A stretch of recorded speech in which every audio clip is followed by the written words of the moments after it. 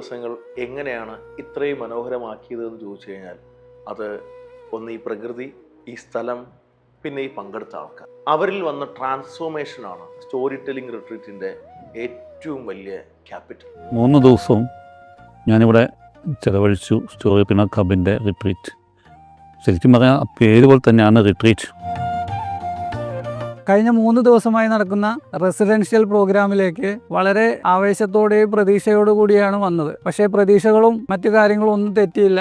ഒരു സഞ്ചി നിറയെ കഥകളുമായിട്ടാണ്, പൂർണ്ണമായിട്ടുള്ള കോൺഫിഡൻസോടു കൂടിയാണ് ഇവിടുന്ന് തിരികെ പോകുന്നത്. നമ്മൾ ബിസിനസ്സുകാർക്ക് ഒരു പ്രശ്നമുണ്ട്. ആരെങ്കിലും ഒന്ന് ഉന്തിത്തള്ളിയാൽ മാത്രമേ പല കാര്യങ്ങളും നമ്മൾ ചെയ്യൂ.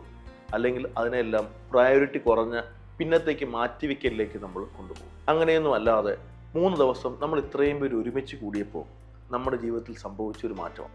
ഞാൻ അങ്ങനെ അധികം സംസാരിക്കാത്ത ഒരാളാണ്. പ്രത്യേകിച്ച് കഥകൾ പറയാനായിട്ട് അല്ലെങ്കിൽ ഒരു ഇഷ്ടമാവുന്ന രീതിയിൽ സംസാരിക്കാൻ എനിക്ക് എൻ്റെതായ ഒരു ശൈലിയിൽ സംസാരിച്ചിരുന്ന ഒരാളാണ്. ഇപ്പോൾ ഇവിടെ വന്നിട്ട് എനിക്ക് എൻ്റെ ഉള്ളിൽ തുറന്ന് സംസാരിക്കാൻ പറ്റി. എൻ്റെ കഥ എനിക്ക് പറയാൻ പറ്റി. ശ്രീജിയുടെ 3 ദിവസത്തെ സ്റ്റോറി ടെല്ലിംഗ് റിട്രീറ്റിൽ അറ്റൻഡ് ചെയ്തു. വളരെ വ്യത്യസ്തമായ നല്ലൊരു എക്സ്പീരിയൻസ് ആയിരുന്നു. വളരെ വലിയ മാറ്റമാണ് എനിക്കുണ്ടായത്. ഫസ്റ്റ് ഡേ പോലെയല്ല സെക്കൻഡ് ഡേ ആകുമ്പോഴേക്കും നമുക്ക് ഒരുപാട് കോൺഫിഡൻസ് വന്നു.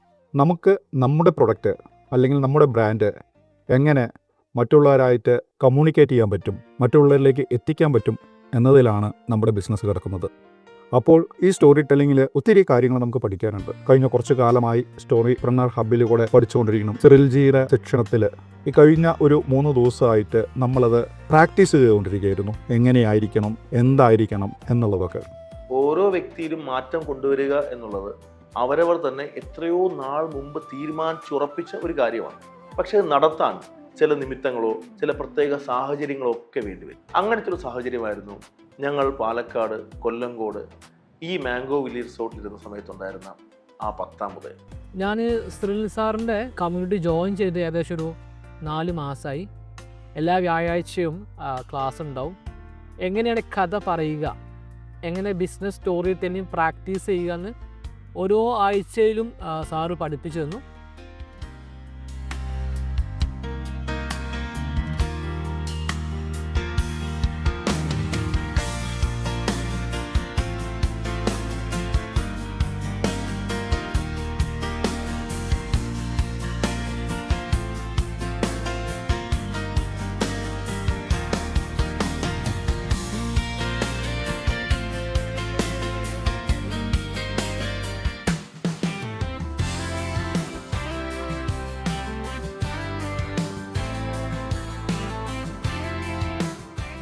എല്ലാം കൊണ്ടും ഉണ്ടായിട്ടുള്ള ഒരു ട്രാൻസ്ഫോർമേഷനാണ് ശരിക്കും ഈ ഒരു 3 ഡേയ്സ് റിട്രീറ്റിൽ സംഭവിച്ചത്.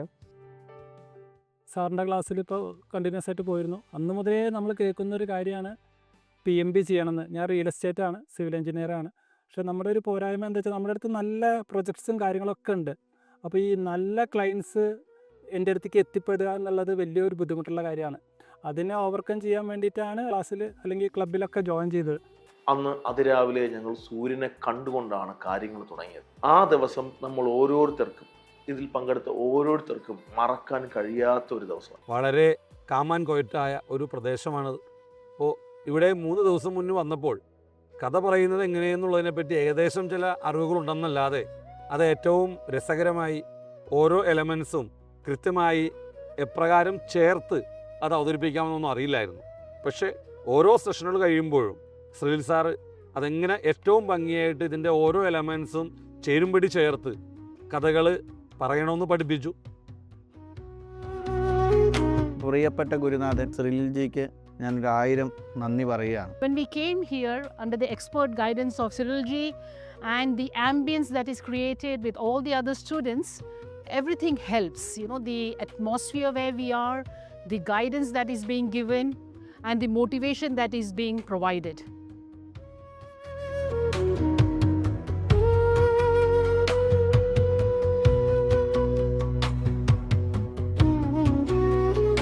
ആദ്യം വന്നപ്പോൾ എനിക്ക് ഇതുപോലെ സംസാരിക്കാൻ പോലും പറ്റാത്തൊരു കണ്ടീഷനിലാണ് വന്നത്. ഡേ 1 ക്ലാസ്സിൽ തന്നെ നമുക്ക് ഏകദേശം എങ്ങനെ ഒരു സ്റ്റോറി പറയാമെന്നുള്ളൊരു ഐഡിയ എല്ലാം കിട്ടി. ഒരു 100% നമുക്ക് ഇനി വീഡിയോസൊക്കെ ചെയ്യാൻ പറ്റുമെന്നുള്ളൊരു ധൈര്യം കിട്ടിയിട്ടുണ്ട്.